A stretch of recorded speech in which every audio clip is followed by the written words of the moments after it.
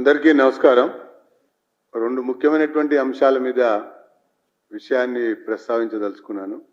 కొత్తగా రాష్ట్రం ఏర్పడ్డప్పుడు టిఆర్ఎస్ అధికారంలోకి వచ్చినటువంటి తొలి రోజుల్లో శాసనసభలోనే స్వయంగా అప్పటి ముఖ్యమంత్రి కేసీఆర్ గారు అంతకుముందు ఉన్నటువంటి కాంగ్రెస్ పాలనలో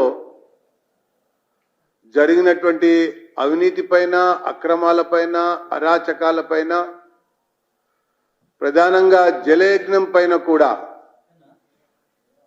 జలయజ్ఞం ధనయజ్ఞంగా మారింది. దోచుకున్న వాళ్ళని, దాచుకున్న వాళ్ళని కక్కిస్తాము, పైసా పైసా వసూలు చేస్తాము పని ముఖ్యమంత్రి కేసీఆర్ గారు అప్పుడు శాసనసభలో మాట్లాడినటువంటి విషయం. అదే రకంగా అదే సందర్భంలో కాంగ్రెస్ పాలనలోనే ఇందిరమ్మ ఇళ్ల నిర్మాణంలో అక్రమాలు జరిగినాయని, ఇళ్ల నిర్మాణం జరగకుండానే బిల్లులు చెల్లించారని చెప్పని, ఒక్కరిని కూడా వదిలిపెట్టాం, ప్రతి ఒక్కరిని కూడా జైలుకు పంపుతాం, డబ్బులు వసూలు చేస్తామని చెప్పని అప్పటి ముఖ్యమంత్రి కేసీఆర్ గారు స్వయంగా శాసనసభలో ప్రస్తావించారు, ప్రకటన చేశారు. అట్లా ఇంకా చాలా సందర్భాల్లో చాలా అంశాలపైన మాట్లాడుతూ వచ్చారు. కానీ మొదటి 5 సంవత్సరాలు పూర్తయింది, రెండో 5 సంవత్సరాలు కూడా పూర్తయింది.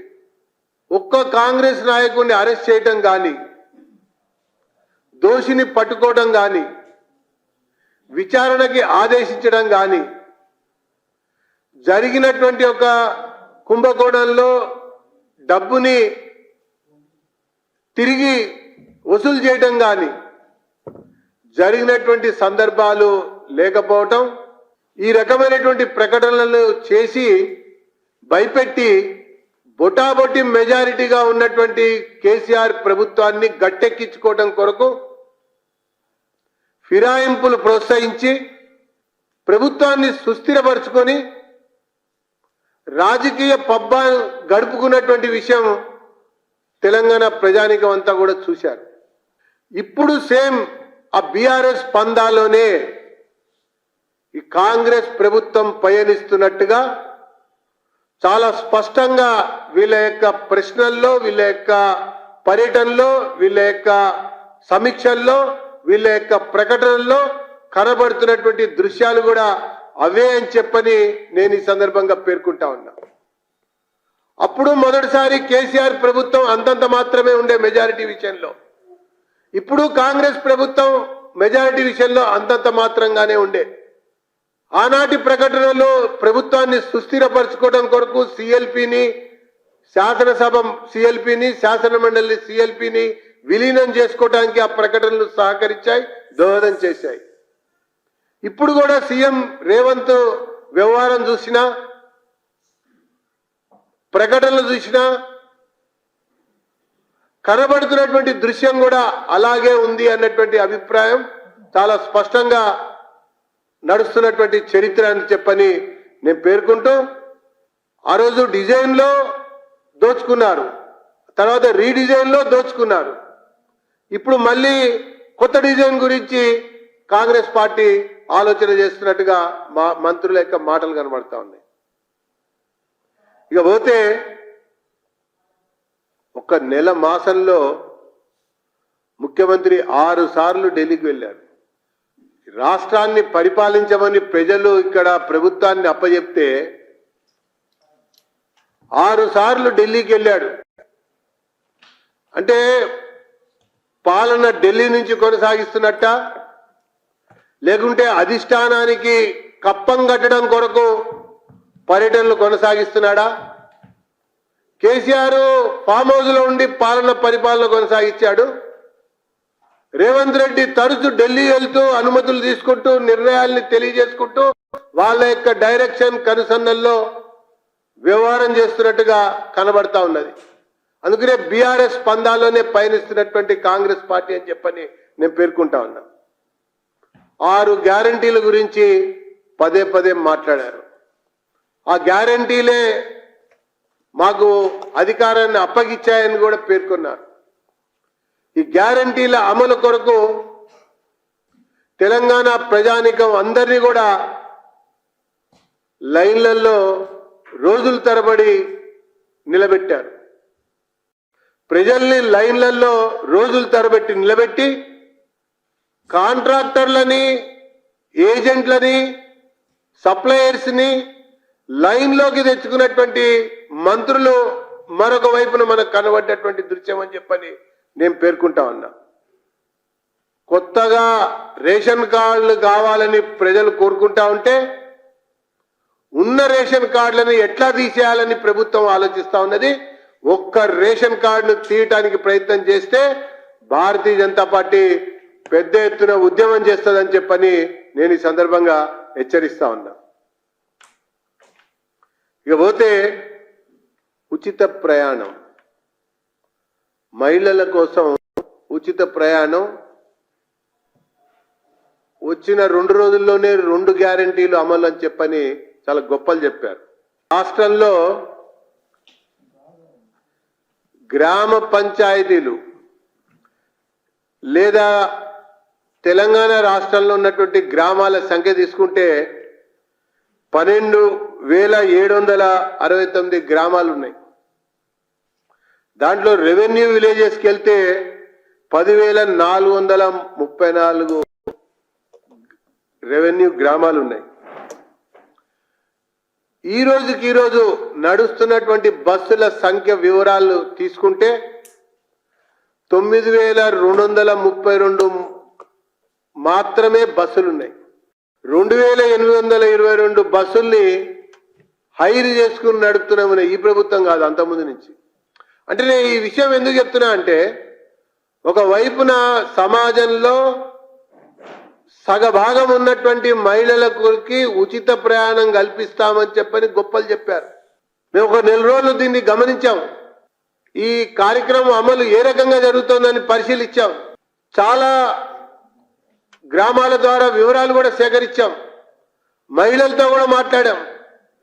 ఊరికి ఒక బస్సు లేకపోయినట్టయితే ఉదయమే ఉచితంగా ప్రయాణించినటువంటి మహిళ తిరిగి మళ్ళీ ఊరికి రావడం కొరకు రెట్టింపు చెల్లించాల్సి వస్తుంది ప్రైవేటు వాహనాల్లో. బస్సు లేక బస్సు రాక ఉచితంగా పయనించినటువంటి మహిళ పాటలు అంతా ఇంత కాదని చెప్పని నేను గ్రామాల్లో చెప్తున్నా, మండల కేంద్రాల్లో చెప్తున్నా, అట్లనే పురపాలక సంఘాల పరిధిలో జరుగుతున్నటువంటి ఒక సంఘటనల్ని నేను మీకు తెలియజేస్తున్నానని చెప్పని నేను పేర్కొంటున్నాను. ఇంకొక వైపున పాఠశాల విద్యార్థినులు, కళాశాల విద్యార్థినులు, విశ్వవిద్యాలయ విద్యార్థినులు, అటు పాఠశాలలకి ఇటు కళాశాలలకి సుమారు లక్షల సంఖ్యలో ఉన్నటువంటి ఒక బాలికలు, విద్యార్థినులు ప్రైవేటు బస్సులలో ప్రైవేటు పరమైనటువంటి ఒక ప్రయాణాన్ని కొనసాగిస్తా ఉన్నారు. వీళ్ళకి ఏ రకంగా మీరు ఉచిత ప్రయాణాన్ని అందిస్తారన్నటువంటి విషయంలో 4 రోజులు గడిచిన తర్వాత కూడా ప్రభుత్వం వద్ద ప్రణాళిక లేదంటే ఇది కేవలం ఈ గ్యారెంటీలన్నీ కూడా పార్లమెంట్ ఎన్నికల వరకు చేస్తున్నటువంటి కపట యతనాలుగానే భావించాల్సి అని చెప్పని నేను తెలియజేస్తా ఉన్నా. ఒకవైపున బస్సుల సంఖ్యను పెంచలే, ఒకవైపున ఇప్పటికి కూడా 844 నుంచి 1500 గ్రామాలకి బస్సు సౌకర్యమే లేదు ఈ రాష్ట్రంలో. రవాణా శాఖ మంత్రి సమీక్షలో ఈ అంశాన్ని చర్చించారు. సజ్జనార్ గారు ఈ విషయం మీద చర్చించారు. మహిళల యొక్క ప్రయాణం, మహిళల యొక్క పర్యటనలో 4 కోట్ల సుమారు 1.5 కోటి పైన ఉన్నారు మహిళలు. వాళ్ళ ప్రయాణానికి సంబంధించినటువంటి విషయంలో సమగ్ర ప్రణాళిక లేకుండానే అట్టాసంగా ఆర్భాటంగా మేము ప్రారంభించేశాం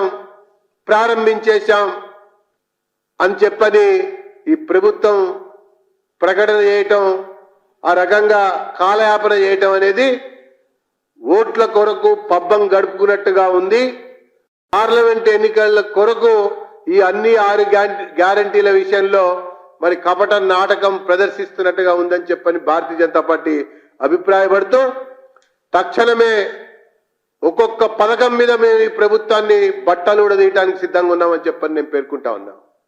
ఒకవైపున దివాలా తీసిన ఖజానా మొదటి మాసంలోనే గమనించాలి, మొదటి మాసంలోనే 15,000 కోట్ల రూపాయల అప్పు కోసం ప్రాకులాడిన ప్రభుత్వం రేవంత్ రెడ్డి గారి ప్రభుత్వం. దాంట్లో 12,000 కోట్లు మంజూరు పొంది బాండ్ల అమ్మకం ద్వారా అడుగు ముందు వేయాలని చూస్తుంది. అనుభవం గడించినటువంటి మంత్రులం మేమన్నారు, పరిపాలన దక్షత కలిగినటువంటి నాయకులం మేమని చెప్పన్నారు. ఈ మొదటి మాసికంలో అన్నా, ఈ చివరి త్రైమాసికంలో అన్నా అదనంగా రాష్ట్ర ఆదాయాన్ని పెంచడం కొరకు ఒక్క చర్యన్న తీసుకుంటారా, వనరులను పెంచుకోవడం కొరకు ప్రణాళిక ఏమన్నా రూపొందిస్తారా అని ఆలోచిస్తే ఆ దిశగా అడుగులు వేసింది మాత్రం శూన్యమని చెప్పని నేను పేర్కొంటూ, మొదటి మాసంలోనే 15,000 కోట్ల రూపాయల అప్పు కోసం పాకులాడారంటే ఇది బీఆర్ఎస్ పందాలో పయనించినట్టు కాదా అని చెప్పని భారతీయ జనతా పార్టీ సూటిగా ఈ ప్రభుత్వాన్ని ఎండగడతా ఉన్నది. వాళ్ళ పందానే వీళ్ళు ఎంచుకున్నారు. కాబట్టి నిన్న కేటీఆర్ మాట్లాడాడు, మేము బీజేపీకి బి టీం కాదు అని అంటల్లో ఆంతర్యం కాంగ్రెస్ కి సహకరిస్తున్న సి టీం అని చెప్పని తెలియజేయటం.